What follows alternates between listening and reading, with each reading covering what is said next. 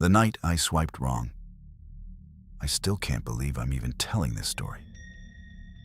For a long time, I couldn't admit it even happened. I kept replaying every moment in my head, trying to convince myself it was some horrible dream. But it wasn't. It was real. And it almost destroyed me. It all started with a swipe, just a casual swipe on Tinder. I wasn't looking for anything serious. Honestly, I was just bored and lonely, stuck in a routine that made me feel invisible. Then, I matched with Mark. His profile was normal, no red flags. He was cute, had a decent job, loved hiking and music like me. We started chatting, and it felt easy, different from the usual small talk. After about a week of texting, he asked me out. I was nervous, but excited. Maybe too excited. I told a few friends, and they said to be careful, but I brushed it off. I felt like I could trust him. We agreed to meet at a cute little cafe downtown. I got there a little early and sat sipping my coffee, trying to calm my nerves. When Mark arrived, he looked just like his pictures, smiling, relaxed, maybe a little shy. We talked for what felt like hours, about everything and nothing. I started to feel comfortable. But then things shifted. He started asking questions that made me uncomfortable. Questions about where I lived, if I lived alone, what my schedule was like. I laughed it off, told myself he was just curious. But there was something in his eyes that didn't sit right. I felt a cold knot in my stomach, but pushed the feeling away. The cafe was closing, and I told him I had to get going. He said he'd walk me to my car. It was late, and the streets were almost empty. I hesitated but didn't want to be rude. That's when the nightmare began. As we walked, he suddenly grabbed my wrist, hard.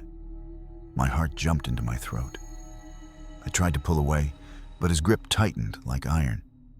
His smile disappeared. His eyes turned cold, dark, unrecognizable. He yanked me down a side alley. I tried to scream, but he covered my mouth so tightly I couldn't breathe. Panic and fear slammed into me like a freight train. I struggled, kicking, scratching, clawing at his face. But he was too strong. I begged him to stop. I told him I didn't want any trouble. But he didn't listen. His voice was low, threatening. He told me to be quiet if I wanted to live. I realized then how alone I was. My phone was missing. He must have taken it early in the date. No way to call for help, no way to escape. I was trapped, completely at his mercy. Time blurred. Every second felt like an eternity. I lost track of how long I was there, pinned in that dark alley, terrified for my life. Eventually, he let me go. I don't know why. Maybe he thought I was broken, or maybe he just wanted me to live as a warning. I ran without looking back, tears streaming down my face, my lungs burning. I reached a busy street and finally dared to call 911. The police found him a few days later, but the damage was done. Now, every time I swipe, every time I meet someone new, a part of me is still frozen in that alley. I can't forget the way his eyes changed, the way his touch turned from kind to deadly. I'm sharing this because I want you to be careful. Trust your instincts.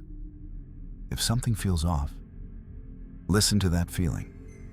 It could save your life. I survived, but I'm still healing, and I'll never forget. Number 2, the midnight deal. I never thought buying a used car could turn into the scariest night of my life. But here I am, still shaking, trying to piece it all together. It started pretty normal. I needed a cheap, reliable car, and Craigslist is where I usually look. One night, scrolling through listings, I found a decent car at a price way too good to be true. The ad looked legit. Some guy named Jake was selling a beat-up but running sedan. I messaged him, and he responded fast, saying the car was still available. But then he said something that made my skin crawl. He wanted to meet late at night.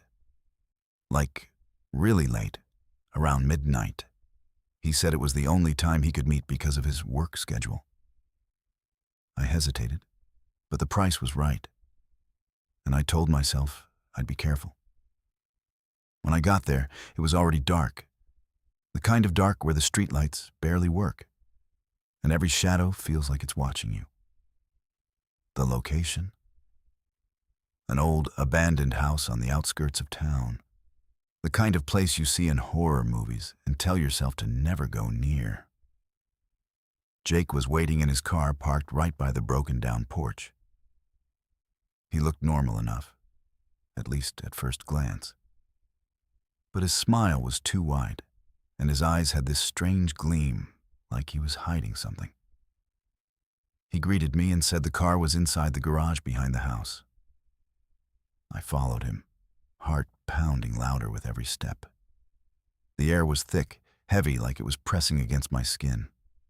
The house looked like it had been empty for years, windows shattered, paint peeling, and that smell of rotten dust. I kept thinking, why am I here right now? This feels wrong.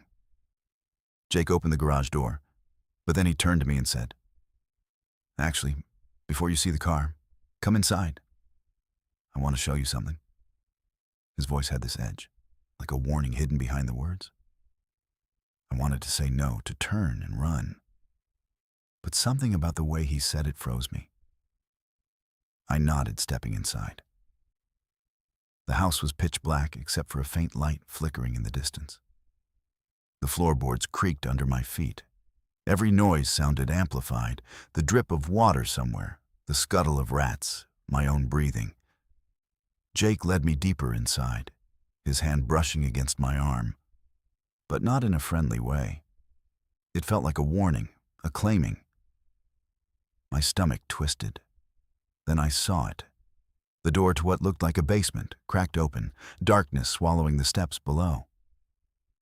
He said, "Come on, I want to show you the car from down there." My blood ran cold. That wasn't a garage. That was a trap. Panic kicked in. I forced myself to stay calm and looked for an escape. I pretended to be interested, taking a step forward, then suddenly yanked my arm free and bolted toward the front door. Jake shouted, but I didn't look back. I could hear his footsteps pounding behind me, the floorboards shaking under his weight. I burst out into the cold night air, heart slamming against my ribs. I ran to my car, fumbling with the keys as I heard him close behind me. I slammed the door shut, locked it, and started the engine with shaking hands. As I peeled away, I glanced in the rearview mirror. He was standing in the doorway, watching me leave. That same crazy smile stretched across his face. I never looked back. That night taught me a brutal lesson. Some deals are never worth the risk, and some people are waiting in the dark, ready to take advantage when you least expect it. I'm sharing this because if you ever find yourself in a situation like that, trust your gut. Don't ignore the warning signs, because sometimes the scariest thing isn't what's in the shadows. It's what's waiting to pull you in. Number 3, the night I escaped the forest. I've told bits and pieces of this story before, but never the whole thing. It's hard to put into words, the fear, the confusion, the way everything changed in just a few hours. But I want to share it, because maybe it can help someone else stay safe. It all started with a swipe. Ryan seemed like a decent guy, funny, smart, and he loved hiking in the outdoors, just like me. We messaged for a few weeks, and I felt like we really connected. When he asked me out, I was excited but also careful. I told a close friend where I was going and who I was meeting. We decided to meet at a local park, late afternoon, so we could maybe catch the sunset. When I got there, Ryan was waiting by the trailhead, smiling like everything was normal. At first, the walk was beautiful. Sunlight filtering through the trees, birds singing, the smell of pine. We talked, laughed, and I started to relax. But then, the trail narrowed, and the trees grew thicker. The air got cooler and heavier, like the woods themselves were closing in. Ryan's tone changed too. His questions got more personal, more intense. Where I lived, if I lived alone, if I was afraid of anything. I brushed it off, trying to ignore the cold knot growing in my stomach. When I suggested we head back, he said, "Not yet. I want to show you something." His voice was calm, but there was an edge to it that I couldn't place. That's when the fear really hit me. He suddenly grabbed my wrist, his grip painfully tight. My heart slammed against my ribs, and a scream tried to escape my throat, but he clamped his hand over my mouth. His eyes were wild now, and I saw something dark behind them, something dangerous. He dragged me off the path, deeper into the woods, where the light barely reached. Branches scraped my skin, and the ground was uneven and full of roots. I stumbled, but he didn't let go. Then we reached a small clearing. The moonlight barely touched the ground, and I could see broken branches and a makeshift fire pit, like someone had been camping there. But no one was around now. He pushed me to the ground, and I thought this was it. I thought I was going to die. But something inside me snapped. I refused to be a victim. I kicked and struggled with everything I had left. I bit his hand when he tried to cover my mouth again. My nails scratched his face, and I saw him hesitate, caught off guard. That was my chance. I scrambled to my feet and ran. The woods were a maze, but I remembered the direction of the trailhead. My lungs burned, my legs ached, but I didn't stop. Behind me, I could hear him shouting, stepping hard on the leaves, crashing through the underbrush. Branches tore at my clothes and skin. I tripped over a root and hit the ground hard, but I got up and kept running. Finally, the trees thinned, and I saw the faint glow of the park entrance lights. Relief crashed through me like a wave. I ran straight into a group of people walking their dogs and flagged them down, gasping for breath, shaking so hard my whole body hurt. They called the police, but by the time they arrived, he was gone.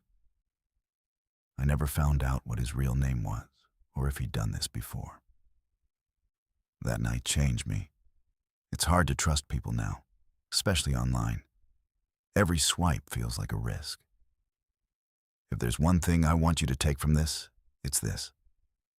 Trust your gut. If something feels off, don't ignore it. And always, always let someone know where you're going and who you're with. It might just save your life.